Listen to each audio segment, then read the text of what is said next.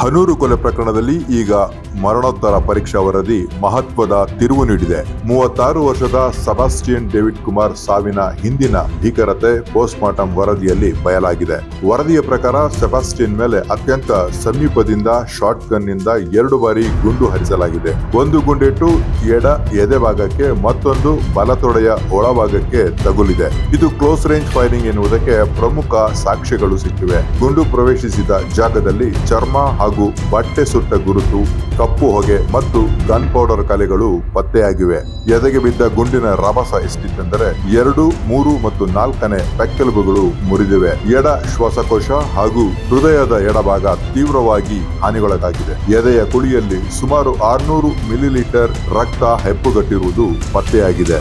ಮತ್ತೊಂದು ಗುಂಡು ಬಲತೊಡೆಯ ಒಳಭಾಗಕ್ಕೆ ತಗುಲಿದ್ದು ಮಾಂಸಖಂಡಗಳು ತೀವ್ರವಾಗಿ ಹಾನಿಗೊಳಗಾಗಿವೆ. ಶಾರ್ಟ್ ಗನ್ ನಿಂದ ಸಿಡಿದ ಪೈಲೆಟ್ಗಳು ಹೊಟ್ಟೆಯ ಒಳಪದರ, ಲಿವರ್ ಮತ್ತು ಸ್ಪ್ಲಿಟ್ ಭಾಗಗಳವರೆಗೆ ತೂರಿ ಹೋಗಿವೆ ಎಂದು ವರದಿ ಹೇಳಿದೆ.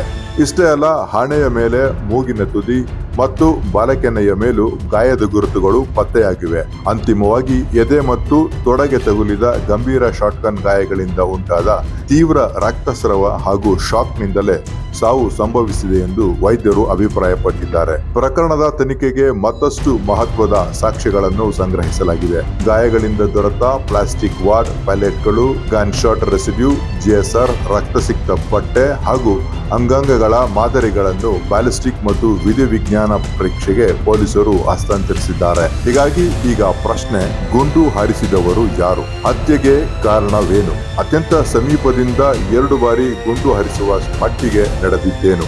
ಅತ್ಯಂತ ಸಮೀಪದಿಂದ 2 ಬಾರಿ ಗುಂಡು ಹರಿಸುವ ಮಟ್ಟಿಗೆ ಅಲ್ಲಿ ನಡೆದಿದ್ದೇನು?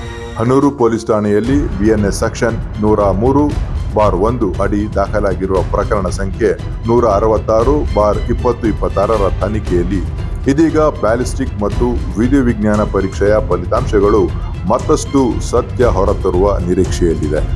ಹೆಚ್ಚಿನ ಮಾಹಿತಿಗಾಗಿ ಜಸ್ಟ್ ಕನ್ನಡ ಫಾಲೋ ಮಾಡಿ.